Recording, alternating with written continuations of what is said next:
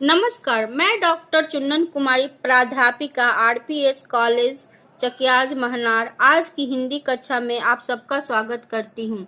आज मैं प्रतिष्ठा 3 पत्र 8 पाठ्यक्रम के अंतर्गत प्रेमचंद द्वारा लिखित कहानी संग्रह मानसरोवर प्रथम खंड में संकलित कहानी ईदगाह की चर्चा करूंगी।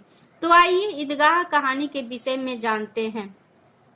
ईदगाह प्रेमचंद की श्रेष्ठतम कहानियों में से एक है।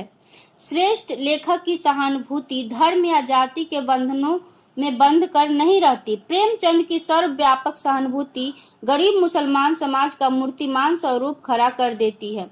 पर इसका तात्पर्य यह नहीं कि कहानी का उद्देश्य मुस्लिम समाज का चित्रण है। यह संपूर्ण समाज का प्रतिनिधित्व करता है।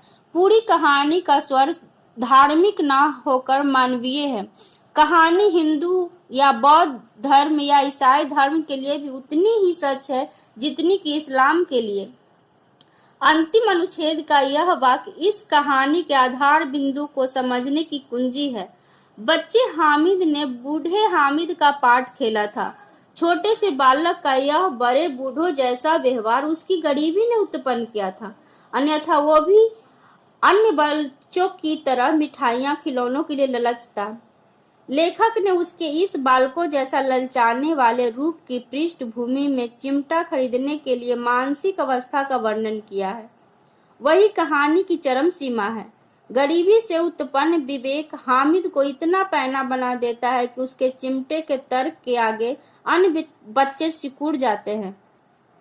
पूरी कहानी का वातावरण बड़ा ही सघन है। लगता है कि वातावरण स्वयं एक चित्र बन गया है। लेखक बाल मनोविज्ञान के सूक्ष्म निरीक्षण का परिचय तो देता ही है, साथ ही ईद का वातावरण, शहर के प्रति गांव के बच्चों का दृष्टिकोण भी ध्यान देने योग्य है। इस वर्णन में भी लेखक की सहानुभूति किसके साथ है यह स्पष्ट हुए बिना नहीं रहता।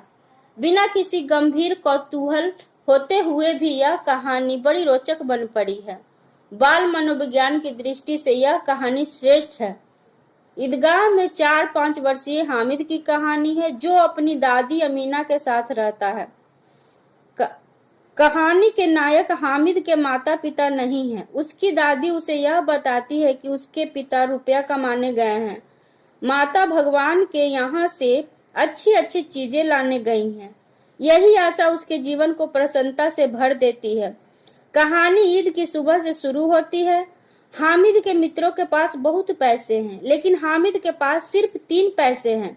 मेले में बच्चे खूब खरीदारी करते हैं, मिठाइयाँ खाते हैं और मेले का आनंद उठाते हैं। लेकिन हामिद कुछ चीजों के दाम पूछकर उनमें गुण दोष विचार कर मेले में आगे बढ़ता जाता है। वह मेले में फिजूल खर्च ना कर अपनी दादी के लिए चिमटा लेता है। हामिद जब चिमटा लेकर आता है तो उसकी दादी बहुत गुस्सा होती है। तब हामिद कहता है, तुम्हारी अंगुलियां तवे से जल जाती थी, इसलिए मैंने इसे ले लिया। अमीना उसकी बातों को सुनकर रोने लगती है एवं दामन फैलाकर उसके लिए ईश्वर से दुआ मांगती है। ईदगाह कहानी से प्रेम और त्याग की शिक्षा मिलती है। हामिद अपने लिए कुछ नहीं खरीदता, बल्कि अपनी दादी के लिए चिमटा खरीदता है, ताकि खाना बनाते समय उसका हाथ न जले। अपने लिए मिठाइयाँ खरीदने के लिए पैसे ना खर्च करके वह अपनी दादी को आराम देने के लिए उन पैसों से चिमटा खरीदता है। इस कहानी में लेखक ने बालक हामिद के त्याग, सद्भाव, विवेक का बड़ा ही मार्मिक वर्णन किया है। इसके साथ ही इस कहानी में यह भी दिखाया गया है कि धन दौलत से संपन्न परिवार की तुलना में अभाव का जीवन जीने वाले बालकों में समझदारी अपेक्षाकृत ज्यादा होती है। इसमें एक आदर्श भारतीय बालक का चित्रण हुआ है।